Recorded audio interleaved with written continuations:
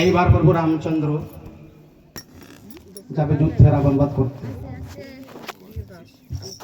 তখন গুরুকুল বলছে, মিতা আপনি রাবণবধ করবেন, কিন্তু এখন তো রাবণবধ অসম্ভব, মিতা রাবণবধ হবে না। কেন? কারণ স্বয়ং দেবগুরু বৃহস্পতি রাবণ ভাবনা করছে চণ্ডী পাঠ। যতক্ষণ চণ্ডী অশুদ্ধ না হবে, মা যতই কথা দিক, রাবণকে ছেড়ে মা আসতে পারবে না। রাবণবধ অসম্ভব। আগে চণ্ডীখানে অশুদ্ধ করতে হবে। রাম বলছে হনুমানকে, হনুমান শুনেছ বাবা, স্বয়ং দেবগুরু বৃহস্পতি সে নাকি রাবণ ভাবনা চণ্ডী পাঠ করছে। হনুমান যাও তো, তুমি যত শীঘ্র পারো চণ্ডীখানে অশুদ্ধ করেছো। তাই নাকি? যাচ্ছে। হনুমান কাছে শ্বেত মুখে রূপ ধরে, শ্বেত মুখে রূপ ধরে গীতাকে সত্যি স্বয়ং দেবগুরু বৃহস্পতি রাবণ ভাবনা চণ্ডী পাঠ করছে। দেখবে মশাই তোমার চণ্ডীপাঠ দেবশিক হইয়ে কি করলো? আর ধরে মক্ষী কলে ভরে অমনিকে বিক্রম করে দেখে গুরু পাইলেন ভয় ভয় রঙ্গে ভঙ্গে রঙ্গে ভঙ্গে চণ্ডীপাঠ করতে নাহি দেখে পাঠ হনুমান পুঁথি কেড়ে লয়। প্রথম মাহাত্ম শ্লোক মুসলিম 3 শ্লোক, চণ্ডী হলো অশুদ্ধ তখন। ওরে রাবণে এইবার রাবণের নৈরাশ করি সংসারী মহেশ্বরী কৈলাসেতে করিল গমন। তখন ধ্যান করি দর্শন কাগতি সকমন ফিরে না চাহিল মহেশ্বরী। হে তারাম এলো রণে ইন্দ্রধুর আরাহনে এইবার ক্রোধে কুদণ্ডধারী। সব দেবতা বলছে, ভাই সব রাবণ যুদ্ধ করবে রথের উপর দাঁড়িয়ে, আর প্রভু রামচন্দ্র যুদ্ধ করবে মাটিতে, তো ভালো দেখায় না। দেখলো ইন্দ্র, ইন্দ্র তোমার রথখানা প্রভু রামকে দাও। তাই প্রভু রামচন্দ্র ইন্দ্রের রথে উঠে গেছে যুদ্ধক্ষেত্রে গিয়ে রাম রথের উপর দাঁড়িয়ে শঙ্খধ্বনি করে আর রাবণকে যুদ্ধের আহ্বান করছে। শঙ্খধ্বনি করছে, রাবণ রাবণ যুদ্ধ দে, রাবণ যুদ্ধ দে। রাবণ লঙ্কায় শয়ন কক্ষে স্বর্ণ সিংহাসনে বসে শুনতে পাচ্ছে রামের শঙ্খধ্বনি। শঙ্খধ্বনি শুনে রাবণটা করছে সমস্ত যারা ছিল রানীগণ, রানীগণ আমি এখন যুদ্ধে যাব, আমার যুদ্ধ যাত্রাকালে খবরদার করলাম মানা, আমার যাত্রাকালে তোমরা কেউ কিন্তু আমার সামনে আসবে না। রাবণের শয়ন কক্ষে বসে যুদ্ধের সাজ সাজছে। যুদ্ধের সাজ সেজে যখন রাবণ এলো গভীর দরজায়, তার ভগ্নী শূর্পণখা দৌড়ে এলো। দাদা দাদা গো, তুমি আমাকে উপকার করো না দাদা, আমার এই নাক কান নিয়ে পাড়ায় ধরতে পারি না, যে দেখে আমাকে সবাই গালি দেয় খাদা রানী বলে। রাবণ যুদ্ধযাত্রার কালে প্রথম দর্শন করলো তার ভগ্নী শূর্পণখার মুখখান। শূর্পণখার মুখ দর্শন করে রাবণ দেখে, ওর শূর্পণখা, শূর্পণখা রে, তোর জন্য এই লঙ্কা আগুন জ্বলেছিল। যেদিন লক্ষণ শূর্পণখার নাক কান কেটে দেয়, সেদিন ভক্তি শূর্পণখা এসে রাবণকে তার মর্ম বেদনা জানায়। রাবণ হিতাহিত জ্ঞান না করি মারিচকে সঙ্গে করে গেছিল রামের সীতা হরণে। সেই থেকে লঙ্কা আগুন জ্বলেছে। তোর কোন লঙ্কা আগুন জ্বলেছিল, আজ আমার যুদ্ধযাত্রা করা তোর মুখখান দেখালে আগুন। আমি বুঝতে পারছি আমার আর ফেরা হবে না, হয়তো আমার জীবনে আসতে হবে সেই যুদ্ধ। তাই মনে মনে বলে, হে প্রভু, প্রভু তুমি আর কত আমাকে সহ্য করো প্রভু,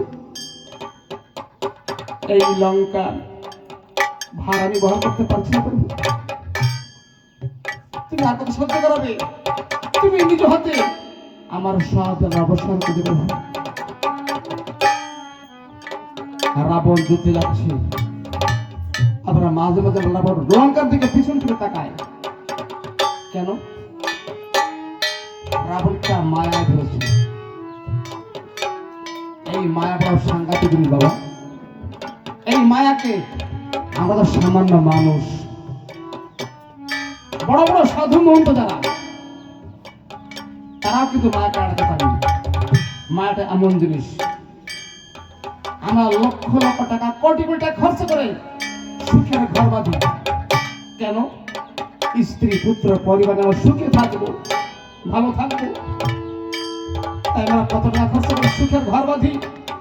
সারাদিন আমরা মাঠে কাটে যেখানে থাকি না কেন, সন্ধ্যাকালে যার যার ঘরে ফিরে আসি। কারণ ঘরের পরে মায়া বসে যায়, স্ত্রীর পরে মায়া, পুত্রের পরে মায়া, কন্যার পরে মায়া। কারণ মায়ার জগৎ, তাই না? তাই বড় বড় সাধুর মতো যারা, তারাও মায়া কাটাতে পারে না। ভোলাগিরি নামে এক মহন্ত ছিল, এক সাধু ছিল। তার আয়ু ছিল 350 বছর। তার আয়ু 350 বছর পরে তার শেষের ডাক এসেছে। এই বড় বড় সাধু মন্ত যারা, তারা বুঝতে পারে যে আমার সময় হয়ে গেছে, আমাকে এই জগৎ ছেড়ে আমার স্বদেশে যেতে হবে। ভোলাগিরি বুঝতে পারছে আর আমার সময় নাই, আমার যাওয়ার ডাক এসেছে। তার ছিল অনেক শিষ্য ছেলেরা। দেখছে বাবা সকল, বাবা এই জগতের পরে এসেছিলাম বহুদিন আগে, বাবা আর কতদিন থাকবো তোমার মাঝে? আজ আমার সময় নাই বাবা, আমার আজকে যেতে হবে আমার স্বদেশে। আমি যাওয়ার আগে যত ভাইরা আছো সবাই গোল হয়ে বসো, সবার মুখ দর্শন করতে করতে আমি আমার স্বধামে যাব। সবাই গোল হয়ে বসে আছে, ভোলাগিরি মাঝখানে শুয়ে আছে। মাঝখানে শুয়ে ভোলাগিরি মাঝে মাঝে হাসছে, হো হো করে হাসছে। আমার একটু পরে হাউ হাউ করে কেন্দ্রে বুক বসিয়ে যায়। কয়েকজন বলছে বাবা আপনি মাঝে মাঝে হাসেন, আবার মাঝে হাউ হাউ করে কাঁদেন, আপনি কেন হাসেন আর কেনই বা কাঁদেন, একটু বলে বুঝাবেন? ভোলাগিরি তাকে বুঝাচ্ছে বাবা আজ আমার হাসি কেন বাবা দুইটা আসছে বাবা। বাবা কেন হাসি কেন বা কাঁদি শুনবে? বাবা শোনো, মনে করো কোন একজন গৃহস্থের বাড়িতে একটা কন্যা আছে, বিবাহের যোগ্য, ধরো 16 বছর 18 বছর বয়স তার। ওই মেয়েটাকে বাবা বিবাহ দেবে, তাই কোন সুদূরে একটা সুপাত্রের সঙ্গে মেয়েটার সম্বন্ধ জুড়ল। কিন্তু মেয়েটা জানতে পারলো আমার বাবা আমাকে বিবাহ দেবে, কোন একজন পুরুষের সঙ্গে আমার বিবাহ সম্পর্ক ঠিক করছে, যাকে জীবনে দেখি নাই, যাকে জীবনে দেখি নাই জীবনে, যে হবে আমার পরম বান্ধব, তার হাত ধরে দেবে স্বামীর ঘরে। মেয়েটা মনে মনে আনন্দ হয়, মনে মনে বলে ওগো বন্ধু, ওগো বন্ধু তুমি যত শীঘ্র এসো আমাকে নিয়ে যাও বন্ধু। মনে মনে হাসি আসে। বাবা জানো যে পরম স্বামীর সাথে আমার বিবাহ হবে, সে আমাকে নিতে আসছে বাবা। তাই মনে মনে হাসি এসে বাবা হেসে ফেলি। বাবা কাঁদি কেন জানো? যখন স্বামী স্ত্রী বন্ধনে বিবাহ সূত্রে মিলন হলো, প্রভাতকালে ওই মেয়ে যাবে স্বামীর ঘরে, স্বামীর হাত ধরে। তাই পরিবার যারা আছে, মা বাবা ভাই বোন আত্মীয় স্বজন পরিবার যারা ছিল, ওই মেয়েটা সবার কাছ থেকে শেষ বিদায় নেয়। কারণ সে নতুন করে শ্বশুর বাড়িতে। ছোট্ট ভাইটা, ছোট্ট বোনটা মায়ের গলা ধরে, মেয়েটা কত কাঁদে। কারণ 18 বছর একসঙ্গে ছিল, এক পরিবারের মাঝে কত সুখে ছিল, আনন্দ ছিল। আজকে সবাইকে ছেড়ে নতুন করে স্বামীর হাতে যেতে হচ্ছে শ্বশুর বাড়িতে। তাই সবাইকে ছেড়ে যেতে কষ্ট হয়। আবার অসকল জানো বাবা, কত না কত বৎসর তোমাদের মাঝে ছিলাম, কত আনন্দ করে। বাবা আজকে আমার যাওয়ার ডাক এসেছে বাবা। যখন সবার মুখে থেকে তাকাই বাবা, আমার দু চোখ ধরে জল আসছে বাবা। তোমাদের ছেলেতে কষ্ট হচ্ছে তাই বাবা চোখে ধরে জল আসে বাবা, তাই বাবা কেঁদে ফেলি। এইবার ভোলা গেলে চুপচাপ শুয়ে আছে, কোনো কথা বলছে না। একজন শিশু বলছে বাবা, বাবা আপনি কোনো কথা বলছেন না যে, চুপচাপ শুয়ে আছেন, একটু বলবেন এখন আপনার কেমন লাগছে? ভোলাগিরি বলছে বাবা কেমন লাগছে, এই কেমন লাগা কথা বাবা কাউকে বলে বোঝানো যাবে না। আমাদের কেমন লাগছে এই কথা বাবা কাউকে বলে বোঝানো যাবে না, কারণ এর কোনো ভাষা নাই, এর কোনো রূপ নাই, এর কোনো রং নাই। বাবা শুনবে কেমন লাগছে আমার? যখন ওই মেয়েটা স্বামীর হাত ধরে নতুন করে গেল শ্বশুর বাড়ি, শ্বশুর বাড়ি গিয়ে কি হয় জানো বাবা, স্বামী স্ত্রীর মধুর মিলন হয়, বাসর ঘর, তাই না? সেই যে মিলনে প্রথম মিলনে যারা কেমন আনন্দ ভোগ করে, সে আনন্দের কথা কাউকে বলে বুঝাতে পারে? পারে না বাবা। তার কোনো ভাষা নাই, কোনো রূপ নাই, রং নাই। বাবা আজ তোমার তদ্রুপ বাবা, আমার সেই পরম স্বামীর সঙ্গে পরম বন্ধুর সঙ্গে বাবা আমার মিলন হচ্ছে। এই মিলনে কি আনন্দ, এই মিলনে কি আনন্দ বাবা আমি কাউকে বলে বুঝাতে পারবো না। আজকে রাবণের সেই দিন, রাবণ বসে নিজের মন করে মন আমার তুমি কাঁদছো, তার জন্য কাঁদছো মন? ভেবে দেখো তোমার 1 লক্ষ পুত্র 100 লক্ষ নাতি, এক একে সবাই তোমাকে ছেড়ে চলে গেল, কই তোমার জন্য কেউ কাঁদলো না মন? যখন তোমার জন্য কেউ কাঁদিনি, তুমি কার জন্য কাঁদো মন? সেটা বলবো তোর মন ওরে কেন কেন কান্দ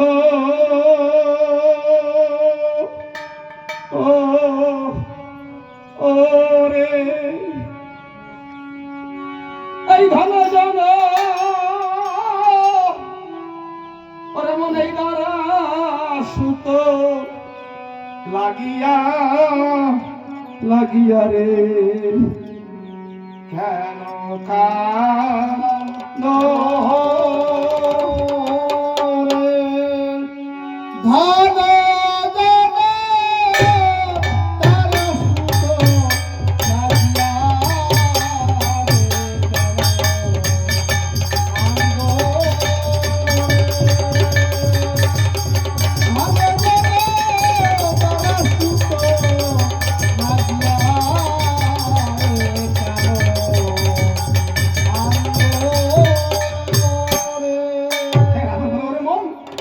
তুমি কারা লাগিয়া আজি কান্দরে মন, এরা কেউ তো আপন না।